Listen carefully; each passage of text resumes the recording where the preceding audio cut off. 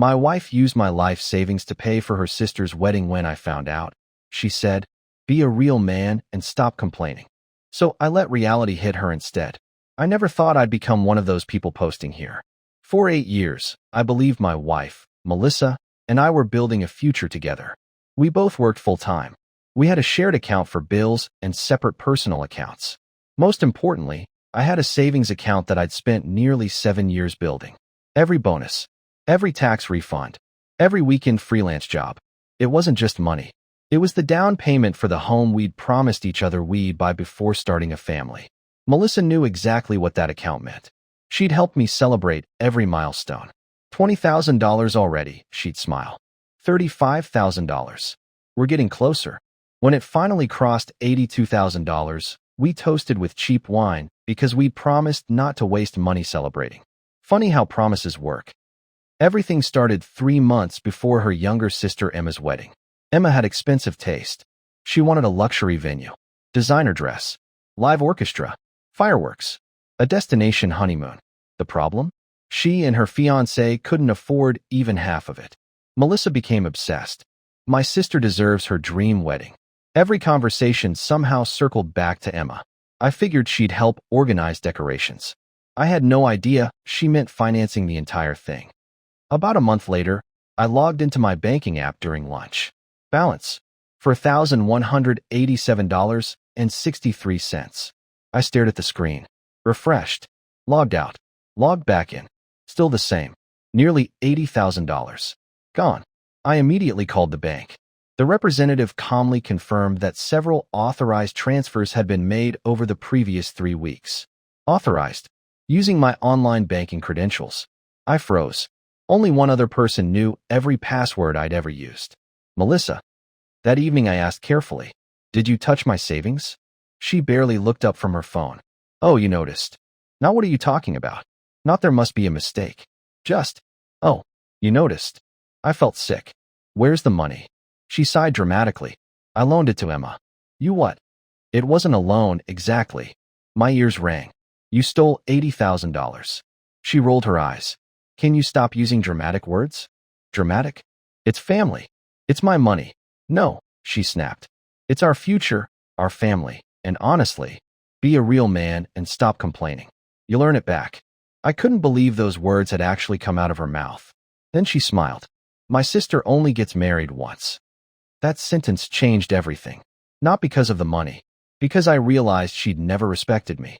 She expected me to simply replace years of work like it was pocket change. The next morning I didn't scream. I didn't threaten divorce. I didn't demand repayment. Instead, I called the bank again. Turns out Melissa had accessed my account using information I'd shared years earlier. The fraud department explained something important. Even spouses cannot legally transfer money from an individually owned account without authorization. They asked one question. "Did you approve these transfers?" "No." The representative paused. "Then we'll begin an investigation immediately." That was it. No yelling. No revenge speech. Just one sentence. 3 days later, Melissa called me 23 times while I was at work. Then 41 texts. Then voicemail after voicemail. "Why are the transfers frozen?" "My sister's venue payment bounced. They're saying the bank reversed everything." "Call me." I didn't answer. Apparently, the fraud investigation triggered temporary reversals while documentation was reviewed. Emma's wedding vendors started calling. Venue, caterer, florist, photographer. Almost every payment failed. Within 48 hours, the luxury wedding she'd bragged about for months began collapsing. Melissa finally cornered me at home. "What did you do?" I told the bank the truth. "You ruined Emma's wedding." "No, you did."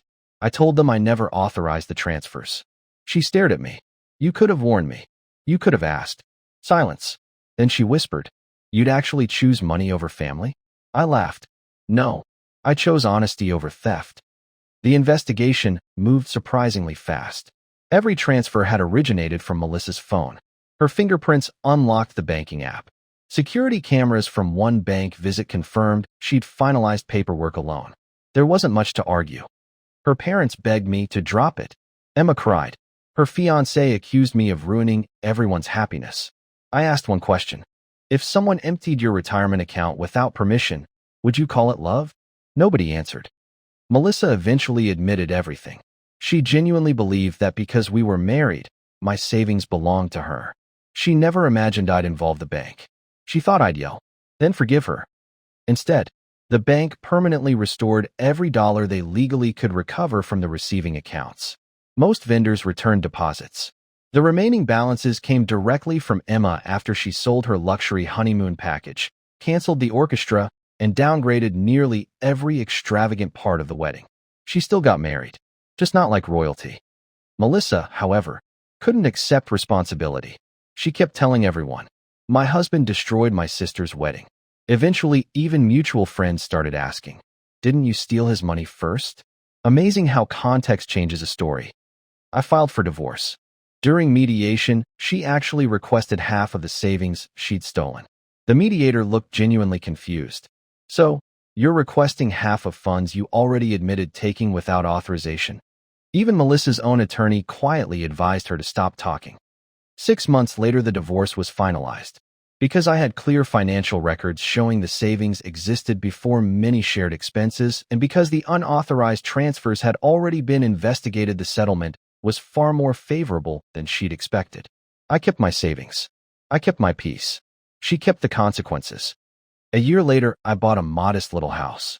Nothing extravagant, just enough space for me, a dog I adopted from the local shelter, and a home office. The first night there, I sat on the back porch with a cup of coffee. No shouting, no manipulation, no one treating my hard work like an ATM. Just silence. The good kind. Sometimes people ask if I regret reporting my own wife. I always give the same answer. I didn't ruin her life. I simply refused to lie to the bank so she could keep the money she took. Turns out, reality hit a lot harder than I ever could.